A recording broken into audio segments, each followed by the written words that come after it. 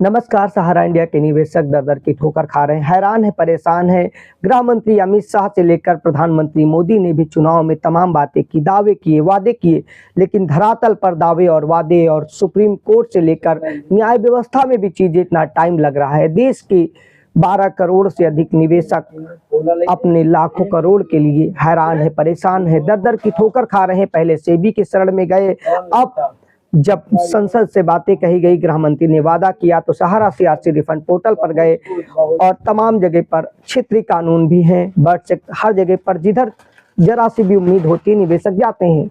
जिसका कम जमा था, कुछ 1-आधा% या 2-4% लोगों का 10, 20, 25, 50 हजार तक जानकारी भी आया है, हमने भी वेरीफाई देखा है। लेकिन अधिकतर निवेशकों में किसी में इनकम टैक्स के बारे में, किसी में मैनी डिफिशिएंसी, किसी का रीअप्लाई करिए और तमाम चीजें।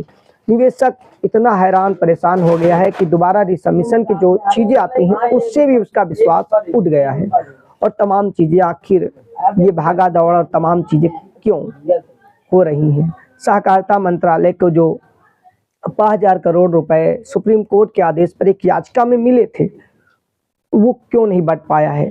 और शेष जो 24,912 करोड़ के लगभग सहारा से भी खाते में जमा है, उनमें से आखिर कब मिलेगा? और जितना शेष अन्य निवेशकों का, अन्य स्कीमों का है, आखिर क्यों नहीं मिल पा रहा है? निवेशकों को अपने ही पैसे के लिए दर दर की ठोकर खाने के बावजूद किस सिस्टम में कमी है? क्या समय से न्याय ना मिलना न्याय के समान नहीं है? आखिर कब लोगों को अपना पैसा समय पर मिल पाएगा?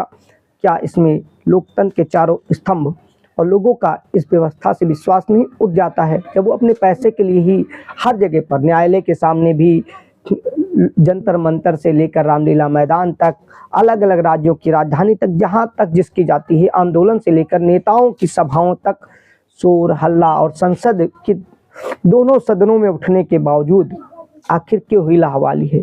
क्यों इस पर एक कानून या नीति बनाकर जिस भी माध्यम से लगता है अच्छे तरीके से निष्पक्ष भुगतान हो सके, वो चाहे ऑफिसों के माध्यम से हो या फिर सरकारी संस्थान के माध्यम से, जैसे सरकार को लगता है, उनकी सोसाइटी को लगता है।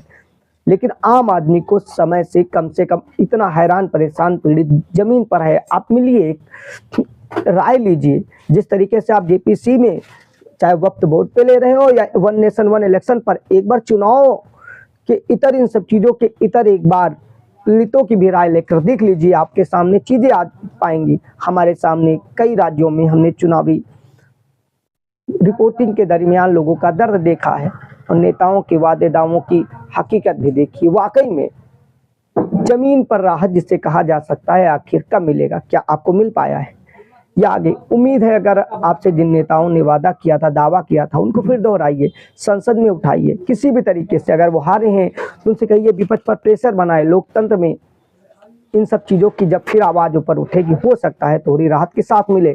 सरकार तो कह रही है हम काम कर रहे हैं, एजेंसियां काम कर रही हैं और एक सहकारिता मंत्रालय भी बाकायदा काम पर लगा हुआ है, लेकिन गति इतनी धीमी है कि आदमी को वही ऊँट के मुंह में जीरा वाली स्थिति।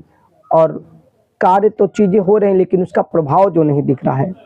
विशाल की रिपोर्ट में आगे भी आपके सामने हम ऐसे मुद्दे उठाते रहेंगे। आप इन मुद्दों को आगे उठाते रहेंगे तो हौसला बढ़ेगा और लोगों तक भेजिए ताकि लोग जागरूक हो सके और आपका, हमारा, सबका पैसा मिल सके। हम खुद पीड़ित हैं, आगे बहुत से पीड़ित होंगे।